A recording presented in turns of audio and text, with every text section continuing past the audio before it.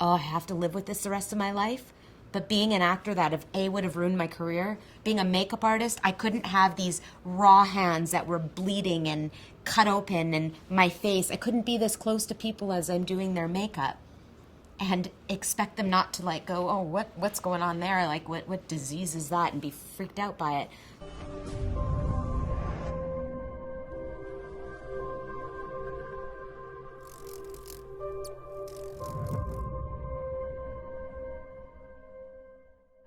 My name is Robyn Ross, and I'm an actress. I say that a lot, like I'm an alcoholic, but yes, I am an actress. I've been acting for over 38 years, and my side job, that the way I actually met Mona, was I do makeup as well. I left the industry, acting industry, for 6, 7 years. I was kind of fed up after Los Angeles. I was like, what am I going to do with my life? And I always found tips and everything from the makeup artists that were doing my makeup in different shows or films. And one of them once said to me, well, why don't you, on a hiatus, go take some courses? You love this. And so when I quit acting, I said, what am I going to do with my life? And I went, I loved makeup. So I went and I worked in Fashion World in New York for a long time. So I've always been pretty scientific minded and pretty rational, or at least I think I am. But I wouldn't say I was closed to alternative medicine. I just wanted to be able to research it more. I know it worked for thousands of years, the best they could. Then Western medicine came in and stopped all these diseases with vaccinations and such. So I was thinking, well, there's good to that too. But as good as that can be, there's really bad sides to that. Sides where money's in control of what gets pushed through the FDA, and different associations in different countries, big pharma and all that kind of thing. So I'm very skeptical of Western as well. And Eastern, just because something's natural doesn't mean it's good for you, doesn't mean it's healthy, doesn't mean that everything will help and heal. A lot of it's snake oil sales. So I was open, but I never really thought of going that route. So I think I was on a waiting list for, let me just clear up, it's not eczema. It wasn't eczema. By Western medicine standards, they called it eczema. By Eastern medicine, we dug really deep and found out that I had an absolute overgrowth. My body was taken over, that it was off the charts of how much candida I had. And candida it's like almost parasitic. It's like yeast that just takes over and it causes inflammation in all your organs. And so the last organ to show the inflammation was my skin. And once it gets to your skin, you're in deep trouble. So I had had pneumonia twice as a kid, taken tons of antibiotics, which were great, saved my life, got me out of the pneumonia, which I could have died from. But they didn't back then tell me that I needed to take care of the good bacteria and grow it again, because it kills everything.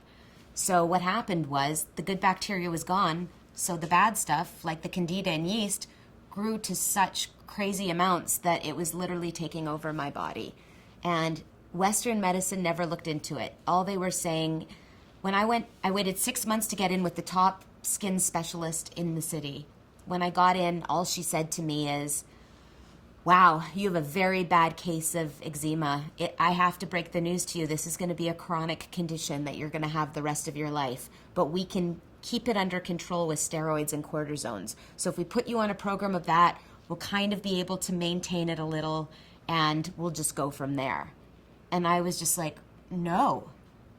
So she said, what do you mean no? I said, no, I wasn't like this before. If I'm like this now, that means something went wrong along the way. And she said, yeah, but it's like anything. It's like you don't have an allergy and then you have an allergy. Something could have just clicked off in your body and it goes that way. It just didn't make sense, because I was like, well, that means I had a weakened immune system. A wasn't leading to B, that was leading to C. I had to find the journey that led me to where I was. And the way she was talking was like, well, just do this and it'll keep control over it. But I didn't want that. I wanted to heal my body. And I'm a huge believer that bodies can heal. I mean, maybe this is spiritual, but whatever or whoever or however we were made, we've stayed on this earth for thousands of years. Obviously, we're survivors, and our bodies can heal. It can get us through. So I just said, if I take steroids and cortisones, I know enough to know that that's going to damage other organs in my body, and I'm not okay with that. And she said, well, if you don't want to take my advice, and I'm one of the top specialists in the city, again, ego. I looked her up. She'd just been graduated 1 year from medical school. Yeah. Didn't even report her. But anyway, I think she won an award, so she's the top specialist in Vancouver now. She said to me, then I can't help you. So I can give you a referral to a psychiatrist to learn how to live with your chronic condition the rest of your life. And she left the room, and I just broke down. And my daughter was there with me, and she's like, Mom, it's okay. We're going to find a way. You'll be fine. You'll be fine. And I was just bawling. And I was just like, at that point, it could have broke me, and I could have went, oh, I have to live with this the rest of my life. But being an actor, that would have ruined my career. Being a makeup artist, I couldn't have these raw hands that were bleeding and cut open, and my face. I couldn't be this close to people as I'm doing their makeup and expect them not to like go, oh, what's going on there? Like, what disease is that? And be freaked out by it. So I knew it basically ruined my career. So that, my daughter being strong from me, and something inside of me, a spark said, you're going to show them, you're going to prove to them that I don't have to live this way the rest of my life. And my father, thank you for my dad. He is a science man. He is a dentist. He's always believed in Western and only Western medicine. He said, Robyn, I have a colleague of mine that is a dentist, but he does alternative dentistry.